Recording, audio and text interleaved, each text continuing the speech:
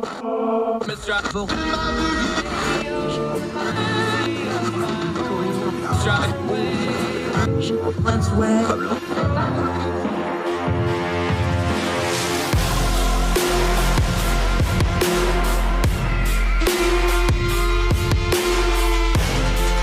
your host, Andrew Donaldson.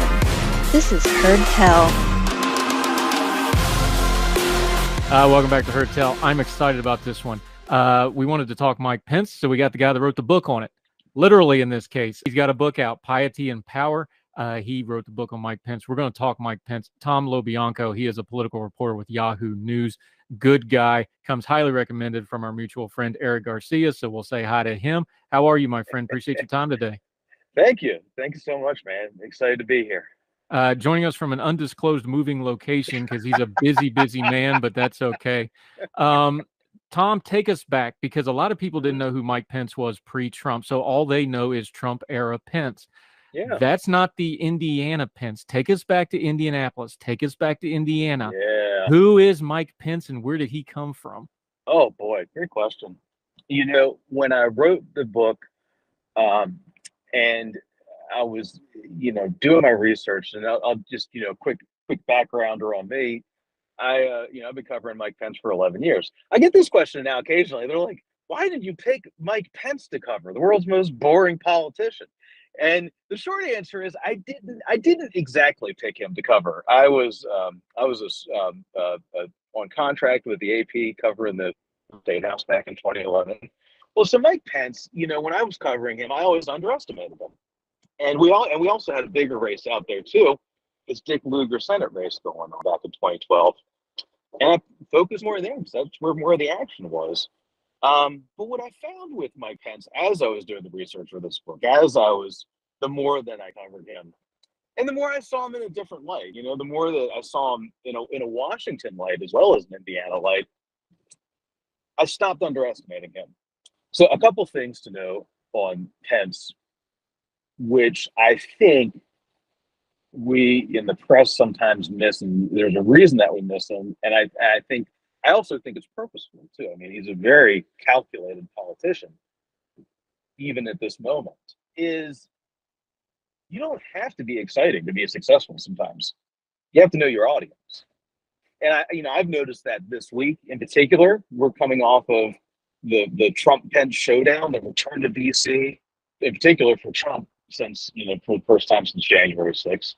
I think this was Pence's second trip back to DC since then. I think he did a Heritage Foundation event last summer. And I see a lot of the coverage saying, come on, Mike, you missed your moment. This was the pictures of the guy who was sitting in the loading dock, calling in the National Guard, calling in the military to put down what by all accounts what appears to have been the first attempted coup, federal coup in American history. Where's that guy? Where's Mr. Take Charge? And I've struggled with that. And I get that question a lot. And I think the answer is in his past. And the answer is in his communications and knowing your audience. Because that's not what sells with the Republican voters that he's going for right now. So what does sell? He seems to think that steady sells. And that comes from how he came up in politics. He's a very steady, disciplined, methodical, painfully slow, traditionally painfully indecisive politician. That's how he was as governor, at least. He comes from the way he's done things. He put in a lot of elbow grease to get to politics. He didn't start that way. He didn't run in his family. He kind of found his way to that. Mike Pence was born in 1959 down in Columbus, Indiana. His family had just moved there from Chicago. Father was a regional oil salesman for Keel Brothers Oil Company. The family had 4 boys in succession, and then they had 2 girls. His 2 younger sisters about 12 years later. So it's almost like, in terms of the staggering of the siblings, it's almost like 2 families, because the age difference, 12 years. it kind of captures the way Pence does a lot of politics.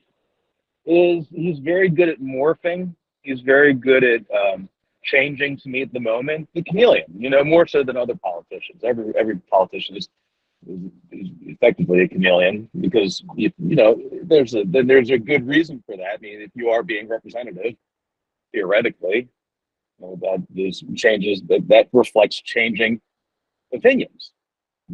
Almost a very benevolent reading of things. Let's put it that way. So Mike Pence is very good at changing.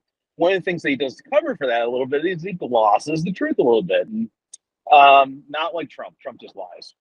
Pence has traditionally been better at traditional political spin, which itself is not great. He would always say on the campaign trail, I'm just a kid. I'm a kid. I grew up in a small town in southern Indiana with a cornfield in my backyard. And that was one of his lines. And I remember thinking, I saw Columbus. The first time I saw Columbus, Indiana, it reminded me of Frederick, Maryland, a really nice, small to mid-sized city. It's not huge. It's not New York. It's not LA. It's not, good-sized city like Baltimore, wherever. But it's also a city. And it's not, it's not a one-stop town, okay? And I remember he would say that, and I'm like, well, this doesn't really seem to grab your roots. I mean, that was my thinking, at least. And I remember I was driving down there I was doing some research, and I was driving around Columbus with former neighbors of his, and they were helping me out, give me a little tour. And we go to his house, the second house they lived in, this Rambler, and lo and behold, there was a cornfield behind that house, and I was gobsmacked. I just couldn't believe it. I was like, wait a minute, there's actually corn here? And I was like, well, why is there corn? And the answer, fittingly enough, was because Pence's family was doing so well, and good for them, that's what you want, that they kept on moving into the newest subdivision of Columbus as it grew further and further into the cornfields. So the city cut into the cornfields, they cut with it. They kept on bumping into the cornfield. And they did okay. They had money. His family, they owned multiple Marathon gas stations. His father sold them off in the 80s and gave each of the kids a payout from that, about $1 million each. And Pence, when he started out, it's one of the best observations I've heard from folks that know him is that he's very dutiful. He's very orderly and methodical.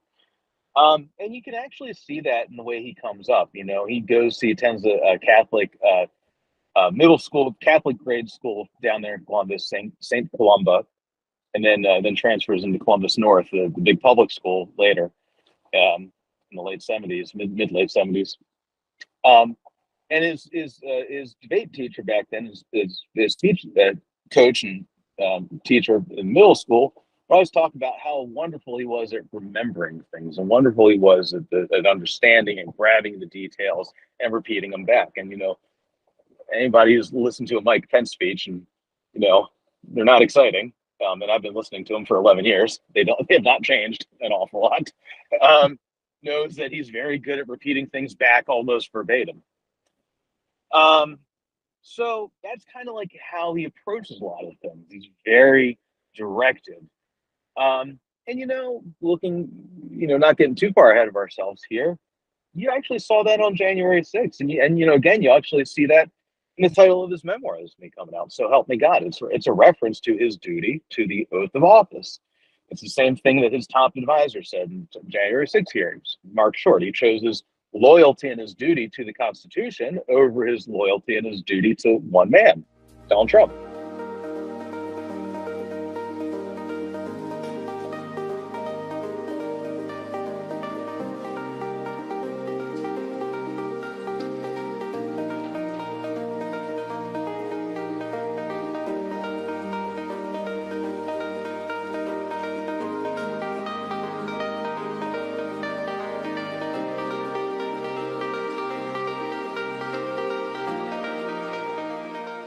And I found a trend in his history where influential people would kind of push him in a direction. One of those is a guy named George M. Curtis III. That's kind of is a history teacher for him, and at Hanover College in the late 70s, 1980 into 81, I think. This is, he writes this thesis for him, an undergraduate, called "It's the Religious Expressions of Abraham Lincoln," and it's about Abraham Lincoln struggling with how do you match faith with the practice of politics. And you read that, and you see, what I heard at least is you hear Mike Pence struggling with that. It's really fascinating. It's also kind of hard to find. They put them under copyright down at the Hanover Library. And you see Pence internalizing things. That's the way I read it. It's 37 pages, and again, great research. He's kind of internalizing this stuff, and it's when he's going through his own change. He's grown up, he's been raised Catholic. Of course, Catholics highly dogmatic, and LoBianco, I get that. But he does start this conversion to evangelical, or some kind of, non-denominational Christian in college. He has what he later determines to be a salvation experience. 1978, the Ichthus Music Festival in Wilmore, Kentucky. He feels Jesus there. I've heard he's given different versions of this, and I don't think it's because he's lying or anything. I think it's just, memory doesn't always serve. And, sometimes it's an altar call where he feels that. Sometimes he's standing in the rain, sometimes he's sitting in the rain. But, 1978, this is his conversion. This is his salvation experience. He doesn't leave the church. He doesn't leave the Catholic Church until 1994, 16 years later. They're all kind of benchmarks along the way that you can use to see this. Him and his wife meet at the Catholic Church, St. Thomas Aquinas, up in right near Broad Ripple in downtown Indianapolis. They get married in the Catholic Church in 1986, 3 years later, over near the Indy Motor Speedway. And for a period of time, they call themselves evangelical Catholics. Going back to this point about people pushing Mike Pence, Karen Pence is the one who really kind of focuses him, kind of puts the blinders on him and gives him some direction, because he's always been interested in politics, in philosophy, in history. By now, gets him moving in towards like kind of classical liberal conservatism. He votes for Jimmy Carter in 1980 because he's the evangelical in that race. But he later says that he sides with Reagan after that. And Karen Pence does something similar. You see that after they get married, Pence gets more concerned about actually practicing politics, and he starts running into a race for Congress, 1988. Runs again a second time in 1990, and I always thought that these two races, 1988 congressional race and the 1990 congressional race, to me, were always very telling of who the actual Mike Pence is. Before he's really put on the mask, before he's, really started, becoming stiff and, politician. He's more open back then, and he's young, he's green. And he's very, he follows the rules. Well, I'll give you two examples of this. He starts a machine politics. It's the Dick Lugar political machine in Indianapolis. And we always think of Democrat machine politics. Well, Republicans are, political operatives too. Like it wouldn't be so shocking they would have machine politics. And in Indiana and Indianapolis back then, in the 60s and the 70s, the guy named Keith Buellin and his protege, Dick Lugar, build this machine, a powerful Republican machine. And Pence, is a young up-and-coming operative, gets in on the ground floor with them. And they say, you know what? We got this race for you. There's this guy we've been trying to get rid of. He's a teacher at Ball State University. He's a Democrat. He keeps on winning. We don't think that he represents the district. Why don't you run? Initially Mike Pence had been thinking, I'm going to have to run for, like city county council or, like state house or something, and then run for Congress. These guys are just like, well, just run for Congress, man. Like nobody else wants to do it because this guy keeps on cleaning our clock, and he does. So he follows their instructions. The next set of instructions he follows is the new Gingrich campaign school. Okay, he flies to D.C. in 1987. And he goes and he does the training at it's the RNC and the NRCC. It's kind of the Lee Atwater, Newt Gingrich part of this too. The guy who's kind of hands-on guy is the former aide and advisor to Gingrich. His name is Joe Gaylord, and they teach you how to run a challenger's campaign against these many Democrats. This is a precursor to the '94 Gingrich wave.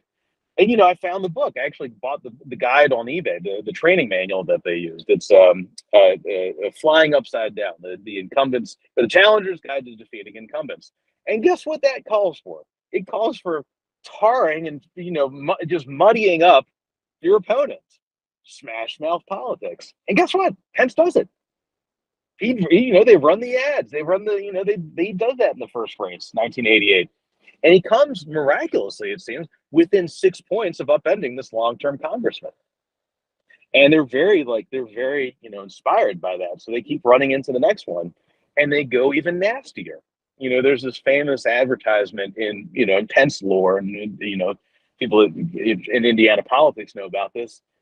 Obviously nationally, more people are learning about this. The shorthand is called the Arab ad, because this is where he's losing this race terribly from the second go around in 1990, and he kind of throws up a Hail Mary. It's like the dirtiest ad you could think of. There's a white guy dressed up as a Arab oil sheik. Throws on aviator shades, and it looks like something out like with a Clash, like Rock the Casbah. Like something like that. And I knew some of the guys that helped him on this and helped him on those races back then. Talking with me for this, and he said, even at one point, Pence, when he's coming up for this thing, he's writing the script for this thing. He thought it was going to be funny.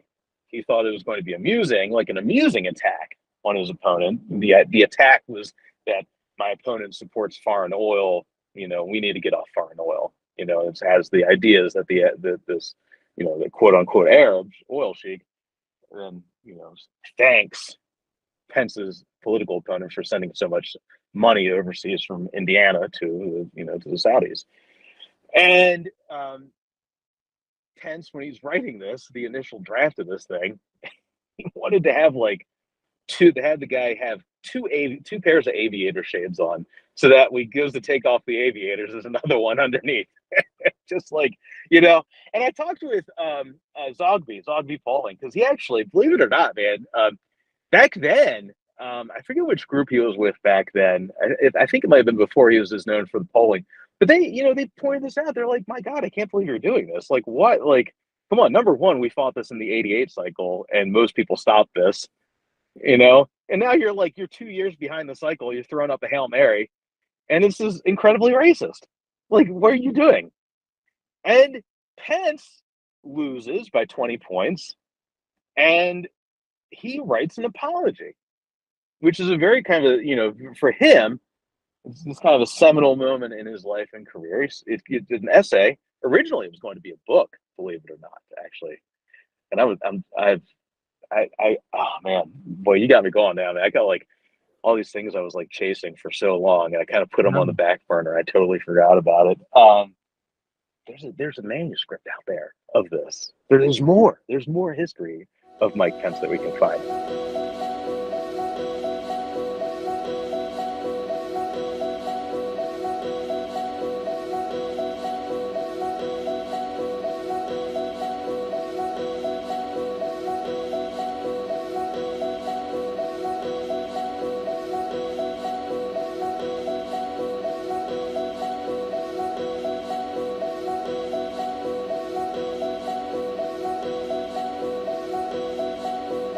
There really is, and I mean, I tried to find as much as I could, but there's so much more on him, and I hope that he'll reveal more of himself, because he is, he, as it turns out, has become an important figure in American history. But what ends up coming of this is he writes an essay, and it's published in August of 1991, I believe, called "Confessions of a Negative Campaigner," and this is he says, and his aides say, present this as, atonement. He has apologized, particularly bad, but more generally for the attacks that he ran against his opponent, Phil Sharp. And this kind of creates this persona of like nice guy Mike Pence. And his people say that like this is who he is really. And I think there's a lot of truth. There's a good bit of truth to that. And again, it's always like you always got to go the next step with him in the reporting. You always got to find out just a little bit more. I was doing the reading on this, like he was using it as like a media tour almost to keep his name in the press. And one of the reporters for the Indianapolis Star back then, Pat Traub, said, asked him and said, well, Mr. Pence, you wrote this essay, you apologized for the campaign. Have you called up Phil Sharp, your opponent, and apologized to him? And Pence says, no, I have not. And Trump's like, well, okay, so why are we talking? Like, should we be talking to him? And he's like, well, it's a confession. It's not an apology. I'm not apologizing to him. I'm just confessing, I'm atoning. And it's like, well, okay. Now they don't talk about that part, Mark Short doesn't go on the Sunday shows and say, well, it wasn't an apology. It was only a confession. I'm not even sure what the difference is myself. You only got so much bandwidth to cover these things. Yeah, there's some theological stuff that's really deep right there, but the long and the short of it, to get it into one or two sentences, is you can confess all you want to. If you want forgiveness, there's got to be some communication involved. So if you're not communicating, you're not really after forgiveness. You're after something for yourself. I didn't need to study theology for 20 years to know that part of it, but that's the long and the short of that one, I believe. Well, and you know what, man, this is clutch for understanding Mike Pence, because when you understand the faith and his practice, it's easier to separate out the politics. Because in a very real way, he does not let his practice bleed into his faith practice bleed into his practice of politics. And I'll tell you a great little anecdote from his 1988 race. Brian Streeter, who is a senior policy guy was a senior policy guy for him. He's over at American Enterprise Institute now. He was in college at Bible College up in Illinois. I think it was outside Chicago. I can't remember where exactly. Back in the late *80s, and he comes back to Indiana, and he's like 20s or late teens, early 20s, and his family says, "Hey, there's this guy that we know is going to run for Congress. His name's Mike Pence. He's looking for some interns. Maybe you could help him out." And basically becomes his driver on the 1988 campaign. And there are these great moments these two have in the car, just driving through cornfields out near Richmond, Indiana. There's actually, I forget the number of the highway. It's actually it's a famous highway. It's called like the Highway of Vice Presidents almost, because like there's so many vice presidents from Indiana who grew up on or near this highway in this stretch from Fort Wayne. Dan Quayle's up in Huntington, Indiana, which is up at Fort Wayne, up near Michigan, down through Richmond, which is like kind of like a parallel to the Ohio border. And they're driving, and they have this moment. Pence is still, he's still figuring things out. He's still figuring out his own religion, his own faith, his own personal feelings on this. And he's talking with Streeter, he's versed in the Bible. Catholics aren't always versed in the Bible. Get like that modicum of separation from it, to say the least. And they're quoting verse to each other. And he has like I forget the exact verse. He has it like laminated in his glove compartment, and Brian Streeter does like a pop quiz on him, asking him to recite the verse, and he does really well with it. Again, that methodical nature of Mike Pence, the disciplined nature. But one of the things that they're debating around this is, how do you practice the faith in the political arena? How do you keep yourself? How do you not lose yourself? I'm really glad you brought this up. I'm really glad you mentioned that, because like it's got me going now. It's got the wheel spinning. It's he he's struggling with it. And you can see him trying to figure this out. And I think about that now because of all the struggling you see him doing in politics and, with Trump. How do you do the right thing? When do you run for president? Is running for president the right thing? I mean, I do think that, from all my reporting, people make fun of him for this. I've seen some people say that, Pence is a person who believes he's predestined for the White House. And that, based on my reporting, that is not correct. I have not seen that, and everyone I've talked with around him does not. That's not how he works. He does his check-ins. He does the daily check-ins with God. He says, all right, well, where are we going? And, things change. And now, people close to him will tell you that, yeah, that's how he does this. He listens, right? He listens for what's the answer. I was talking to Dave McIntosh, the president of Club for Growth. He was close with Pence in the 90s. I'm still close with him. But, Pence actually helped him run for Congress in that congressional seat that Pence did not win in 1988 and 1990. Pence helps run David McIntosh for Congress in 94. And McIntosh does win on the Gingrich wave. We had a great, we were talking about this because McIntosh is an evangelical Christian, very much in the same mold as Mike Pence. I was asking him this. I'm like, how do you know when God is telling you something? How do you know the answer? This is not I'm so wrapped into politics. My questions are usually like, all right, what's the tracking polls? How much money did you bring in?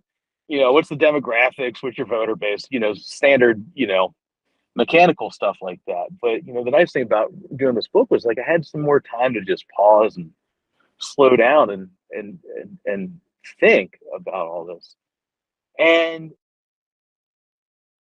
McIntosh says, it's different for different people, but for a lot of folks, when you know that you have the right answer and this is the one that God is, directing you towards, you feel like an internal peace. You feel comforted internally. It's different for everybody. And that's kind of what I wonder with Pence.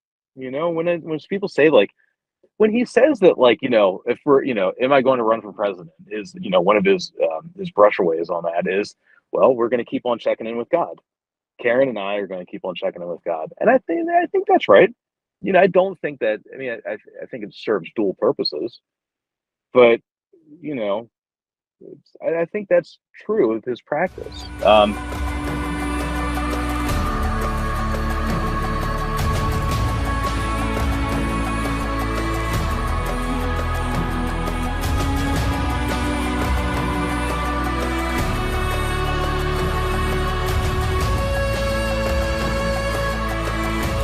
It's complicated, man. I'm still, I haven't thought about this in a while. Thought about this. He's checking in with God, but he also has a staff of 20 and a $20 million budget in an office in D.C. right now, which is basically his campaign in waiting. Let's bridge those two things, though, because we're skipping the middle part. How did the guy who and this is why the Republican Party insisted and strong-armed Trump into putting him on the ticket. He's supposed to be the anti-Trump. He's the true blue evangelical. He's the level-headed one. He's the establishment guy. He has the political background from going through things. He has the executive background. That's who that guy's supposed to be. Right. How do you become that guy?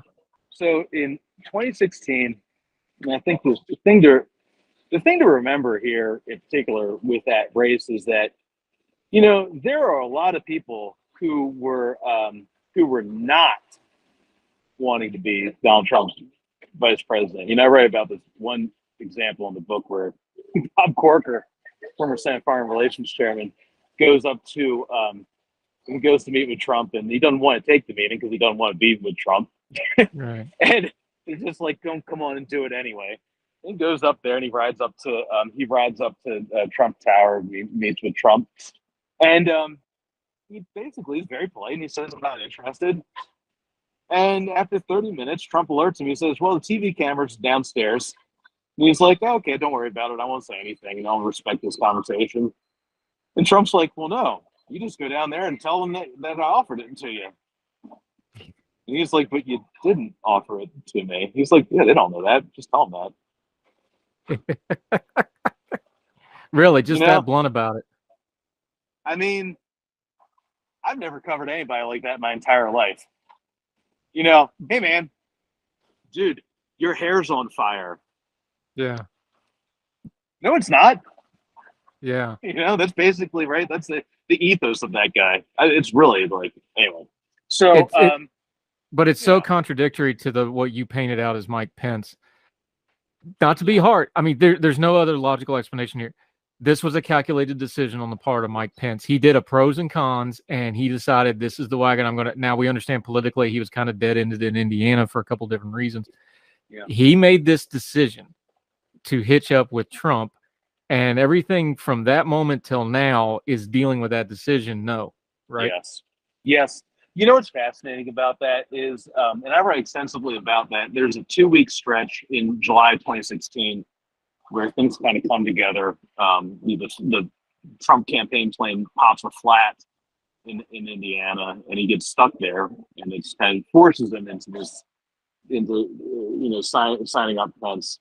And it's been out. I put a lot of that out there already, but I will tell you that when in this decision making, the kind of the calculus for Mike and Karen Pence, remember too that they do work as a joint operation. It's really the two of them. Is that it's the same calculation everyone else is making. It's the same calculation that Mitch McConnell makes. Not Kevin McCarthy. I'm sorry, Paul Ryan, but for other Republican leaders, which is Donald Trump won't be a problem in 4 months because he'll lose. Because my God, how could this guy win the presidency? Like everybody's operating under that assumption. And one of our tells on this is that we know about this in particular is because Pence's aides are going out there and telling Republican donors, lining them up for a presidential run in 2020, saying, "Hey, hop on board now, get at the table early, and you'll be there with the possible front runner because Pence will have run on a national ticket with Trump at that point. Theoretically, will not have been too politically damaged." And there does come one key moment of truth. I mean, it's funny to think how quaint this sounds given all that we know now, but think back to October of 2016, the Access Hollywood tape where Trump brags about molesting women and popping Tic Tacs so he can molest women. And and Pence has a decision to make whether they hop off. That's probably where he should have gotten off, the train, but he didn't. And they both decided to stay on there. And it was a political calculation. Obviously they prayed with it too, but it's impossible to avoid the politics of that. And it led them right to here.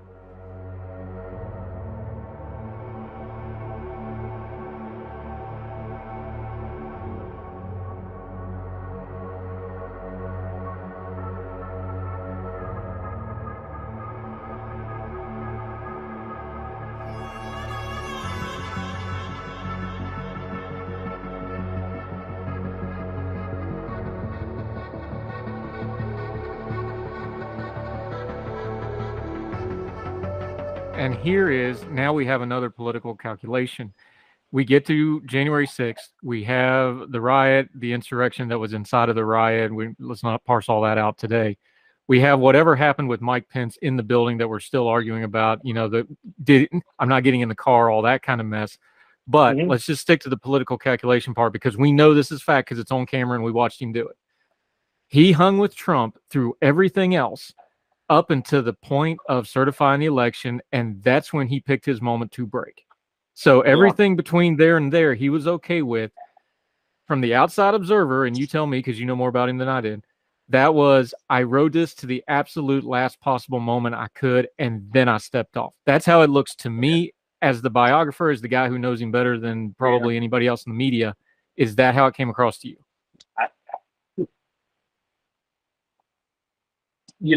On January 6th, when he wrote that letter, and I remember, I was writing a story. I was in the middle of writing a story about that letter because it sounded like the guy that had been subsumed by Donald Trump. It sounded like the real Mike Pence, the guy that used to study Russell Kirk. It sounded like who he is inside. And I was astounded by this. I was like, wow, where was this guy for the last 4 years? Right or wrong, it's a reflection of character, his character. And then I have C-SPAN on in the background, and I see Niels Lesnevsky from his roll call, CQ roll call, and he's like, well, we're sheltering in place right now, and I can't really tell you where that is because it's a secure location. And I'm kind of like, what the hell, Niels? Like, what are you talking about, man? Like, and then I flip around a little bit more. I'm like, oh my God. I'm like, wait a minute, is this real? Like, is any of this real? It's like right after 1 o'clock on January 6th. And I'm like, oh God, like, and I thought, as this all unfolded and as we saw him act on that day, I thought, wow, maybe Mike Pence is finally being himself. And then 3 months later, he's back on the campaign trail, more or less running for president in 2024, hasn't stated it, not talking about January 6th, calculating again. And I am vexed by this. I really am. I'm still vexed by this because, again, this week, sometimes we see him have like little flashes of courage where he'll say, Trump was wrong on January 6th. And that gets everybody, a Twitter about it, and we all read stories about it. But then he goes back to talking about how, great everything was when they were working together, and boy, wasn't January 6th just a, quote, tragic day. And it's a lack of, it doesn't, calling it a tragic day doesn't, would you call Pearl Harbor a tragic day? It just doesn't, it doesn't ring correct. And I see him struggling with it. But again, the flip side of this, which I always come back to, is knowing the political audience and what he's trying to do, which is running for president. That's what it looks like. He's not declared. He's not, he hasn't said it outright. He's doing the actions. You don't hang out in New Hampshire, Iowa, South Carolina, Nevada, unless you got their plans, okay? And in some sense, and this is what the Trump people will tell you, it's almost like a revenge tour. Trump tries to get him killed, or almost gets him killed on January 6th because he's, staging this coup. This is how you do it. It's similar to the Mitch McConnell calculation. You don't beat Trump, and I do think this is correct in the politics of it. If you were on the Republican side, where the vast majority of Republican voters do believe that January 6th was either not a coup or not an insurrection, or a smaller subset believes it's a false flag operation, or whatever. There's no evidence of any of that. How do you address that? If you're running for those votes, how do you do that? I always have to bring myself back to that, because in this moment in politics, we just don't have clarity in that world, in that side of things. It's not. I'm sure there's a Democratic corollary, but I'm still watching this right now. I'm having a hard time finding it.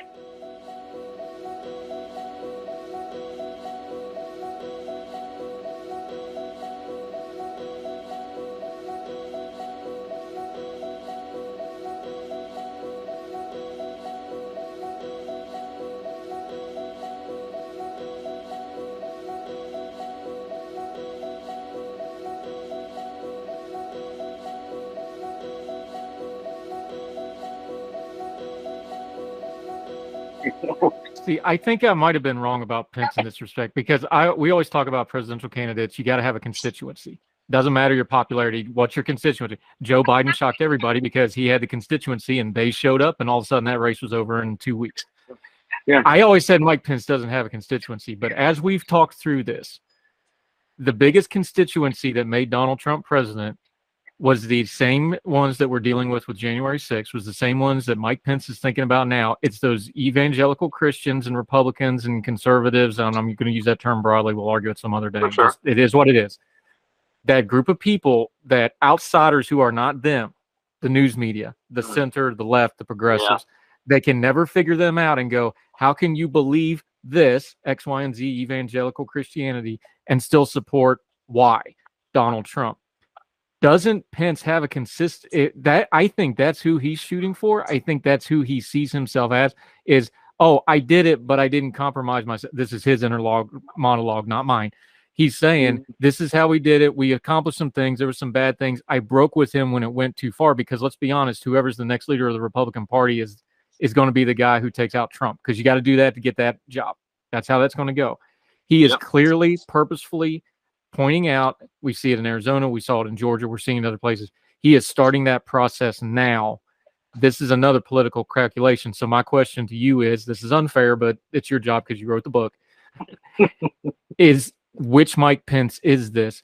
Is this the calculated one? Is this the real Mike Pence? Or is Mike Pence, to use an old wrestling term, has he believed the gimmick because he's been running for president for 6 years, and this is who Mike Pence is now? Does he believe the gimmick? Because I think the cultural Christianity Mike Pence gimmick is just who he is after 6 years of being it. I'm going to tell you, man, I'm going to tell you great. Okay, so you ready? I did dissect this in the book, and it's okay. So I had this question too. Why is Pence, who goes to Greenwood Community Church in Indianapolis and 96th Street Community Church? I attended service at 96th Street Church, and I did not hear people, spewing, brimstone and fire and talking about how he, got a drawn quarter gaze because that's an affront to God or whatever. I did not hear that in the service, and I did not hear that from the people that I know that attend service there. That's not that type of church. And everything I could find is that's not that Mike Pence's type of practice. I talk a lot about in the book about premillennial dispensationalism, because that is a thing that feeds into this concept of Trump as a savior character. Even to Pence's people would even talk about him in this sense. When Craig Jacob in January 6th hearing said that he turns to Daniel 6, he brings, reads that. I'm getting tingles right now thinking about it. I get chills, man. It's really, I do. Every time this comes up in the hearings, man, I just get chills. That's Daniel and the Lion. And look who the protagonist is. Pence is a Daniel character to his people. This is how they talk about him. He is a Daniel. He is the slave who is his faithful servant to the tyrant and to God. Again, the dutifulness. Yeah, I know, man. Right? I get chills just thinking about it, because there is a depth to the character, but there's also, there's also a depth to the BS too. That's also part of it. Trump is such a surface level character that it's easy to forget that there's layers to other humans. Like Trump is a pretty transparent person. A lot of other people are not, See, that's where I draw the line between Trump and Pence. And maybe this is unfair, but this is just me being, a political observer and an analysis and a writer and a host of media. Mm-hmm. Trump is what he is. He's true to who he is, although I disagree with lots of it. I think that's bad. I think it's been bad for the country. He is who he is. That's his natural state. I don't see anywhere where the Mike Pence stuff isn't far more calculated. There's just, and I'm just going off action. There's just no other way to call it. Trump's just doing it the way he thinks he ought to do it. It's just who he is. Pence is navigating around this, and the problem with navigating around it is you have to be calculated. And the more calculated he is, the more apparent he is that the "aw shucks, God loves me and Ma just trying to get through life here." Yeah. That last tweet about Trump, that was stone cold. Like he is more calculated by the day and by the tweet. This is just me observing it as mostly unbiased because I didn't vote for him. Mm-hmm. I think he's getting more and more calculated because this is learned experience for him over the last few years. Yeah, I'm with you, man. It's a couple of things on that. He is calculating, and that's this whatever pre-campaign for president in 2024 that we're watching right now, and most people do expect him to run for president. Is calculating. He's picking in his shots. He did, Brian Kemp showdown in Georgia, and he won that one. He won that proxy battle. Got another one coming up with Wisconsin. He is incredibly calculating there. And it does make me wonder, I still wonder about, who is the core of this guy. There's certain things that, very much, very obvious about is the core of him. Pro-life, anti-abortion, 100%. And there's a good barometer for that, which is You look at the rest of the hypothetical to the prospective 2024 field, and they're running away from it. Donald Trump, who, should get the political credit for this, for putting 3 justices on there, or arguably McConnell should, anyway, but he's running from it. He's saying we shouldn't be talking about this. Cotton, Pompeo, Haley, all the rest of them, they're kind of running away from this. Pence is running into it. He's running on it. He's holding that down. That might just be a life raft, but he's doing it. So, and I do think that is part of his core. He has been consistent on that. But the other stuff, I don't know. I still struggle with this after 11 years of following this guy. Like, I don't always know who he is. Is he the faithful servant under fire, trying to lead his people through tumultuous times? Another allegory, they say, another anecdote is Joseph and the Pharaoh. And Pence is Joseph in that case. Is it like that? I don't know. That's certainly one way of viewing it. The flip side of that also, or a secular, way of stating that would be adult in the room. And I think you have seen some adults in the room, or people attempt to be adults in the room. But then you also get Rudy Giuliani in the room. So obviously the adults were not able to keep out the lunatics. And anyone telling me about, changing votes via Italian satellites redirecting through Chinese thermostats is not No. sane. Sorry. No, they're not. You're fine. Tom LoBianco, we really appreciated the time. We're going to do this again. I'm going to have you back as soon as you can arrange it, because we got a lot more to talk about this, and he's running for president, so we're going to be talking about it for 2 years. The book is Piety and Power. We're linking to it in the show notes. Make sure you buy it and read the whole thing. Let folks know where they can follow you until we see you again back on Heard Tell. Yeah, buddy. Tom LoBianco. I'll spell it. So I got it. LoBianco. Tom LoBianco. You find me on Twitter. Tom LoBianco at Gmail.